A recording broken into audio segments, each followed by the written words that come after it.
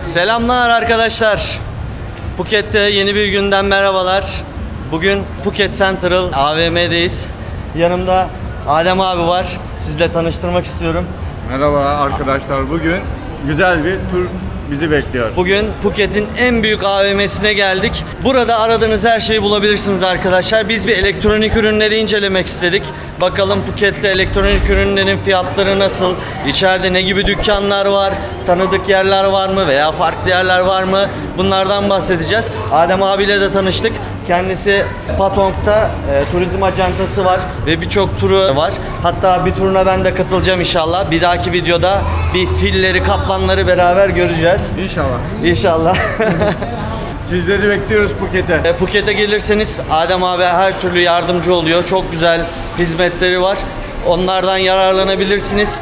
Bu videonun altına da onun internet sitesini, Instagram'ını falan her şeyini bırakacağım. Oradan ulaşabilirsiniz. Tanıdık bir yüz. Burada her konuda size yardımcı olabilecek, hiçbir sıkıntı çekmeyeceğiniz, yani Phuket'e altı üstüne getirmiş. Her şeyi biliyor Phuket hakkında. Size çok iyi yardımcı olur. Hadi gezimize başlayalım. Zaten ilk girdiğimizde şöyle kozmetikten kıyafetlere her şeyi karşılıyor arkadaşlar. Bir dolaşalım bakalım neler var. Arkadaşlar AVM'nin tasarımı gayet güzel. Şuradaki bambu detayları çok hoşuma gitti benim. Arkadaşlar bu arada Phuket gerçekten güzel bir yer. Yani bir sürü burada yaşayan Türk de var. Yani hiçbir sıkıntı çekmiyorsunuz. Sağ olsunlar, her konuda yardımcı oluyorlar. Ben çok beğendim. Bir süre buradayız. Su Festivali yaklaşıyor bu arada. Ayın 13'ü ile 15'i arası Su Festivali var. Böyle görmüşsünüzdür videolarda. İnşallah ona da katılıp güzel bir video çekeriz. Eğlenceli bir gün oluyor. Hello. For what? Scrub. What is it? Scrub for face. For face. Yeah. There's beauty cream. Ah, really? Scrub. Ah, Very good, no? not now. Maybe later. Thank you very much. Beni güzelleştirecekmiş. Ya ben aynı. Abi, saç sakal birbirine karıştı ya. Tıraş da olamadım. Hemen beautiful. Evet arkadaşlar. Phuket tatilimi nasıl ucuza getirebilirim? Hadi gelin beraber öğrenelim. Öncelikle şu bilgiyi size vermek istiyorum. Eğer bir iPhone alırsanız yurt dışından 4 ay kullanım Türkiye'de ücretsiz. Ardından 4 ayın sonunda eSIM alarak 4 ay daha uzatabiliyorsunuz. Etti 8 ay. Ama geri kalan 4 ayda kullanamıyorsunuz. Fakat bu olay Samsung'da geçerli değil. Türkiye'de sadece 1000 TL'ye e-mail atabiliyorlar. Ve bundan sonra buradan yarı fiyatına aldığınız Samsung telefonunuzu Türkiye'de rahatlıkla kullanabiliyorsunuz. Gelin biraz inceleyelim. Neler var neler yok. Arkadaşlar Galaxy'nin Z Fold 6 serisi 256 GB'ı. Bakın arkadaşlar 58.900 baht. Türkiye'deki arkadaşlar bunun Türkiye fiyatlarına bir göz atabilirler. 34.900. 34.900. Gelin S serilerine gidelim. Türkiye'de en çok kullanılan S serileri. Arkadaşlar şimdi S serisine bakıyoruz. Biliyorsunuz en çok kullanılan serilerden bir tanesi. Fiyatları bir karşılaştıralım mı?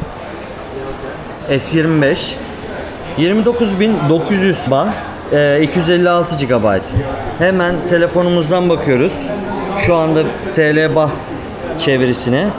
Yani tam olarak 33.500, yani 33.470 33.500 TL değil fiyat. S25 Plus'a gelelim. 36.900 256 GB. 512 isteyen de rakam hemen yanında yazıyor. Hemen çevirelim. S25 Plus'ın fiyatı 41.311 TL'ye geliyor. Ultra'nın fiyatına gidelim. Arkadaşlar S25 Ultra'nın fiyatına gelelim. 46.900 baht. Hemen Türk lirasına çeviriyoruz. 52.500 TL. Şimdi internetten kontrol ettim. S25'in fiyatını. Şu anda Türkiye'de güncel fiyatı 55.500 TL arkadaşlar. Biz şu anda baktığımızda 33.500 TL. Yani 55.500, 33.500. 20.000 lira karınız var. Ve dediğim gibi arkadaşlar, Galaxy'nin, Samsung'un telefonlarında Türkiye'de 1000 TL'ye size e-mail atabiliyorlar. iPhone'da bu olmuyor. iPhone'da atamıyorlar. Fakat Samsung'da bu olay kolaylıkla gerçekleştirebiliyor. Zaten 20.000 TL dediğiniz Tayland'a uçak biletini 13.000-14.000 TL'ye eğer aktarmalı geliyorsanız bulabiliyorsunuz. Yani gidiş dönüş biletinizi büyük oranda karşılamış oldunuz. Eğer S25 alırsanız. Bu S25 Plus'a veya daha yüksek modellere geçerseniz oradan edeceğiniz kar tamamen uçak biletinizi bedavaya getirebilir. Hemen yan mağazada bakın ne buldum arkadaşlar. PlayStation 5 fiyatlara bakalım. 13.990 ya 14.000 bah. Hemen bakalım PlayStation 5 kaç paraymış. 14.000 bah, 15.673 diyor. Şu anda gördüğünüz şu PlayStation 5, şuradan özelliklerini de göstereyim size. 14.000 bah arkadaşlar. Yani 15.600 TL'ye denk geliyor. Karşılaştırmayı siz yapın. Bakın Oppo modelleri falan da var burada. Yani 9.000. Bu da 10.000 lira etmiyor. Yani 9.800 TL falan geliyor.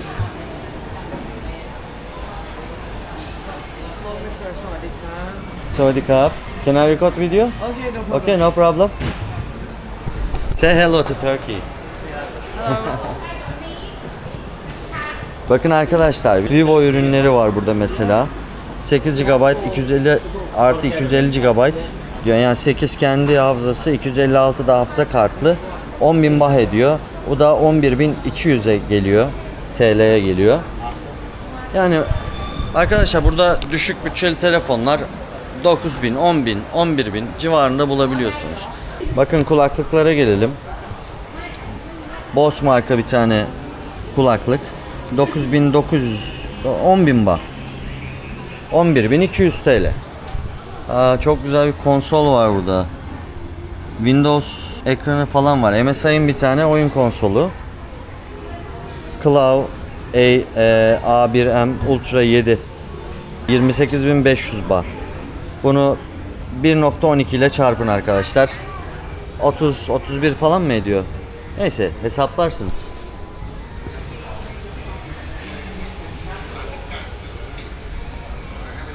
Televizyonları göstereceğim ama buradan Türkiye'ye televizyon götüremezsiniz. Uçağı almazlar büyük ihtimalle.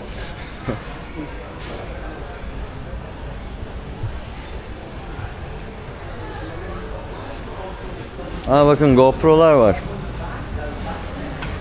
Bir bakalım mı fiyatlarına?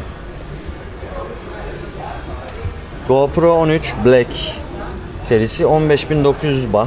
Yani bunun fiyatı da 17.000 falan civarında. Bakın benim kameramdan buldum. DJI Action 5. Bende DJI Action 4 var arkadaşlar. Adventure serisi. Buradaki fiyatı 13.600 bah. Yani bu da yaklaşık olarak 15.000 TL'ye falan denk geliyor. Ben bunu kaça almıştım? Ben bunu 400 dolar civarında bir şeye almıştım. Kuveyt'te ben bunu 16.000 TL'ye almıştım. Şu anda burada 15.000 civarında. Bu daha ucuz. Kuveyt'te 1000 lira zarardayım. Ama şey de olabilir ya, ben bu kamerayı 6 ay önce almıştım. O zamandan beri fiyat da düşmüş olabilir. Şimdi Kuveyt'e haksızlık etmeyeyim. Hemen şöyle yol üstünde bir yer daha buldum şu mağazadan çıktıktan sonra. Burada da S25'in modelleri var ve indirimli modelleri var. Şimdi oradaki fiyat hatırlayamadım. 256 GB'e S25 Ultra'nın 41.500 bah'a gelmiş. O da işte 46.000 TL falan mı ediyor? Şuradan baktığımızda S25 Plus'ın fiyatı da indirime girmiş. 31.500 bah. Burada da S25'in fiyatı 24.500 bah. İndirimli. Şöyle biraz dolaşalım. Hadi gidelim şimdi iPhone mağazasına bir gidelim. iPhone'lar ne durumda? Daha önce de bahsettiğim gibi iPhone'da 4 ay hakkınız var Türkiye'de kullanmak için. Bir de eSIM alıp bir 4 ay daha ekleyebiliyorsunuz. 8 ay kullanabiliyorsunuz. Sene atlayınca bu durum sıfırlanıyor. Sene atladıktan sonra bir 8 ay daha eSIM'le beraber kullanabiliyorsunuz. Yani 4 ay kullanamıyorsunuz bir sene içerisinde. Ama iPhone'da e-mail atması çok kolay. E-mail atılıyor ve kolayca kullanabiliyorsunuz. Şöyle hadi gelin beraber iPhone'lara bir göz atalım. iPhone 16 Plus'ların fiyatlarına bakalım. 128 GB'ın fiyatı 34.900 baht. Yeah. Is it discount? 128 gigabyte before this price and discount 3,000 baht. After discount 31. iPhone 16 Plus, right? Yeah. Arkadaşlar 31.900'e düşüyormuş. Şu anda indirim varmış. Burada 34.900, 3.000 baht indirim varmış. Şu anda 31.900 iPhone 16 Plus'ın fiyatı. We have Chaplin Airport 5% for tourists at For tourists I can back pay.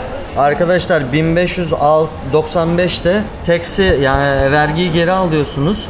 Bu da size olayı 30.400'e falan getiriyor arkadaşlar. Yani 30.400 baha iPhone 16 Plus alabiliyorsunuz. Arkadaşlar iPhone 15'in fiyatları that's a discount 300 is it discount. discount We have also only 128 gigabyte after discount. after discount Before 32,900 baht. And 32,900. after discount you pay this price. this price iPhone 15 arkadaşlar iPhone 15'in fiyatı sadece 20.900 baht. Dediğim gibi 8 ayda Türkiye'de kolayca kullanabilirsiniz. Ardından senenin bitmesini beklemeniz gerekiyor. That one. Arkadaşlar şimdi iPhone 16 Pro Max'e bakıyoruz. Normal fiyatı 48.900 baht. Fakat indirimli fiyatını hemen bize gösteriyor. 7.000 baht indirimi var. 41.900 iPhone 16 Pro Max alabiliyorsunuz. And after that tax free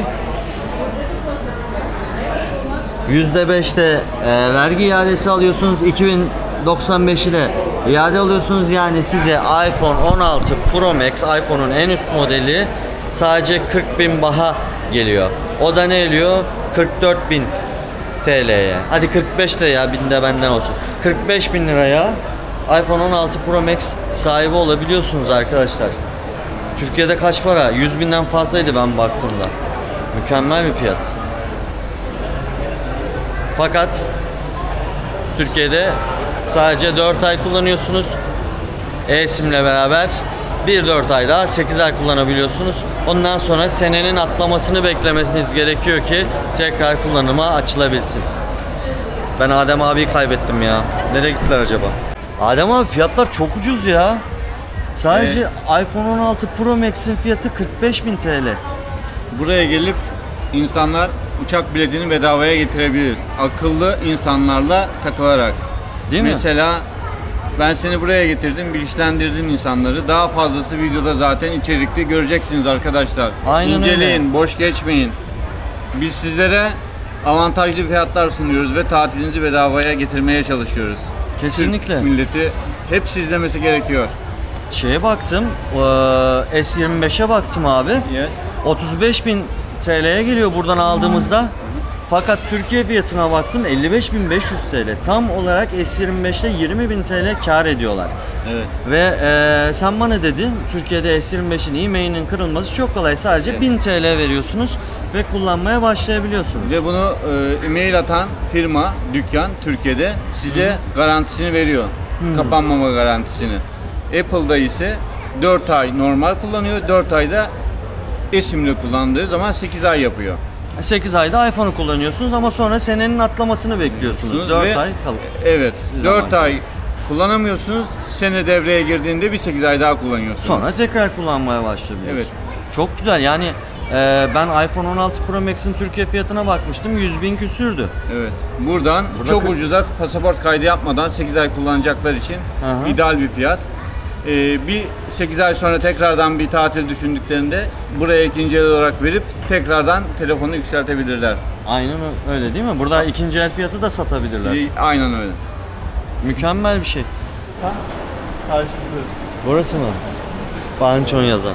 Zaten kırmızı ya rengi. Aynı öğrenciliği var. Tavuğu beğenecek. Arkadaşlar şimdi yemek standına geldim. Burada birçok çeşit var ya. Arkada Pizza Company var. Şurada Bançon diye bir yer var. Diyor ki Adem abi acıya dayanırım diyorsan diyor mükemmel bir yer diyor. Ama ben çok dayanıklı değilim ya. Sonra her tarafımdan alev saçıyorum. Burada çok çeşitli restoranlar da var arkadaşlar. Tay mutfağından tutun Avrupa'yı yemeklere falan hepsi var. Mesela şurada Japonya restoranından Uygun tut. olduğunu. Abi bakın fiyatları da göstereyim size. Şurada görüyor musunuz? Dana steak var. Tavuk aynı şekilde nuggetlar falan böyle soslarıyla combo price diyor. 119 ne ya? Bu 119 olma ihtimali yok.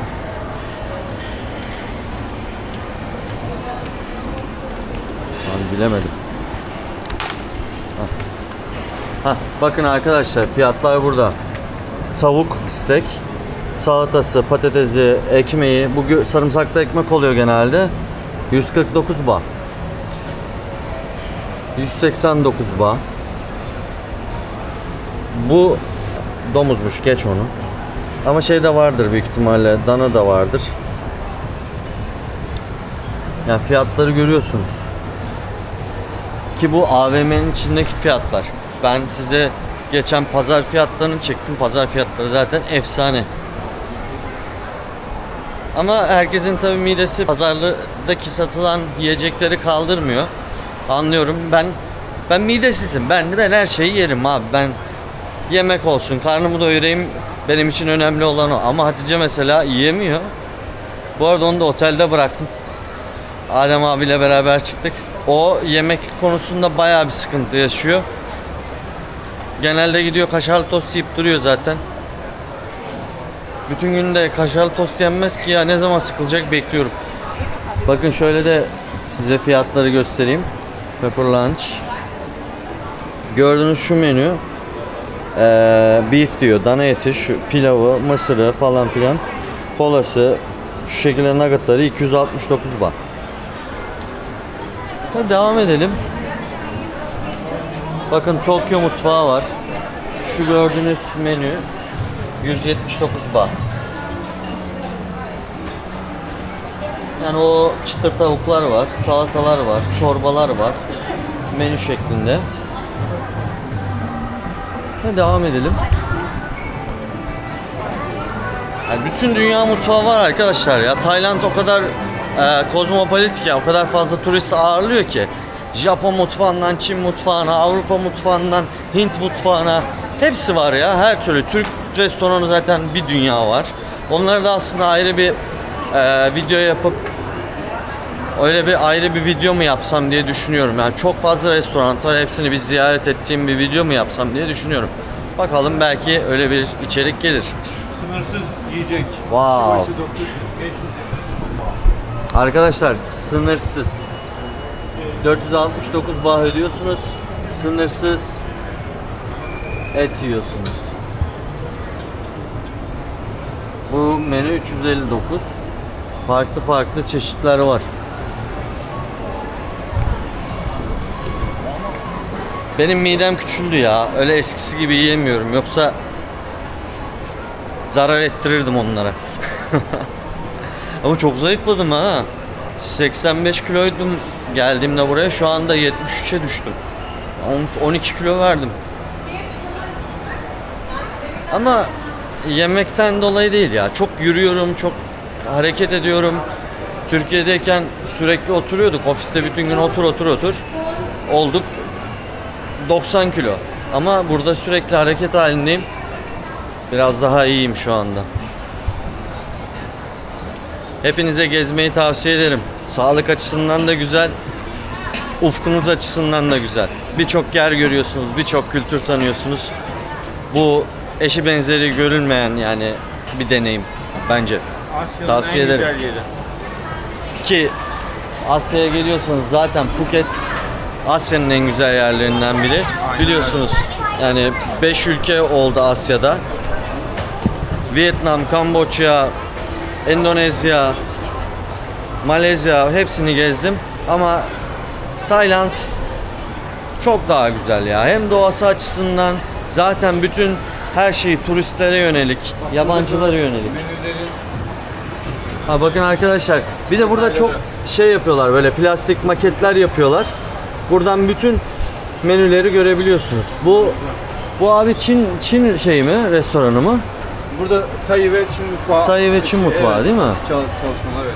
Bakın pilavından çorbasına, sosundan salatasına, eti falan 194 baha yiyebiliyorsunuz. İçerisini de göstereyim. Gayet temiz, düzenli bir yer. Gördüğünüz gibi. Gayet uyguna, dünya mutfağından çeşitli yemekler yiyebiliyorsunuz arkadaşlar. Yani Burası burada mangal alanları. ha bakın. Bakın bahsettiğim mangal olayı. Evet, ortaya koyuyorlar. Tayland'daki mangal olayı. Sen orada etini kendin pişiriyorsun. İstediğin gibi kendin yiyorsun. Sınırsız yiyecek. Sınırsız bir daha. Eller, Ha burada şeyler var, evet, 459, 259 çeşit paketleri koy. menüler var. Kore mutfağı yazıyor. Korelilerde var genellikle bu, değil mi? Ortaya bir tane mangal koyuyorlar. Tabii. Özel bizim Türk açık hava mangalları gibi düşünsün arkadaşlar. Burada da Koreliler ve Tayliler bu işi güzel yapıyor. Üstte de bir tane davlumbaz var. Dumanı da o alıyor zaten. Öyle bir güzel mangalını yapıyorsun. Sınırsız zaten. Sürekli et istediğin kadar al. Pişir, ekmeksiz ya abi. Full et. Full protein. Evet. 40 çeşit et tadabilirler. Aynen öyle. Midesine güvenen arkadaşlar dükkana zarar ettirmeye bekliyoruz. Acıyla birlikte. Değil mi? Acı olmazsa olmaz zaten. Asya'da acısız hiçbir şey yemiyor bu adamlar. Kesinlikle. Bakın şöyle de maketler var. %80'i deniz ürünü. Değil mi? Burada komple deniz ürünü. Pork falan da yazıyor ya. Domuz da var galiba. Ağırlıklı domuz ve et olarak domuz. Ve Tayland'da arkadaşlar domuz eti birçok yerde var ama ve lakin bazı dükkanlarda böyle helal şeyi görürsünüz. Damgaları var onların. Bizim hani nasıl TSE damgası falan var ya, o tarzda bir damga var. Onu koyuyorlar. Dükkanlar olsun, ürünleri veya marketten aldınız. Orada helal damgası oluyor. Genelde Arapça yazıyor ama Latin alfabesiyle de yazılanlar oluyor gene orada. Mesela olmak istiyorlarsa bu restoranda mutlaka uğrasınlar. Ağızdan ateş çıkıyor. Bak aynı yemekten böyle ateş çıkıyor gibi. Bu duydunuz arkadaşlar. Ağzınızdan alev çıkartmak istiyorsanız buyurun gelin.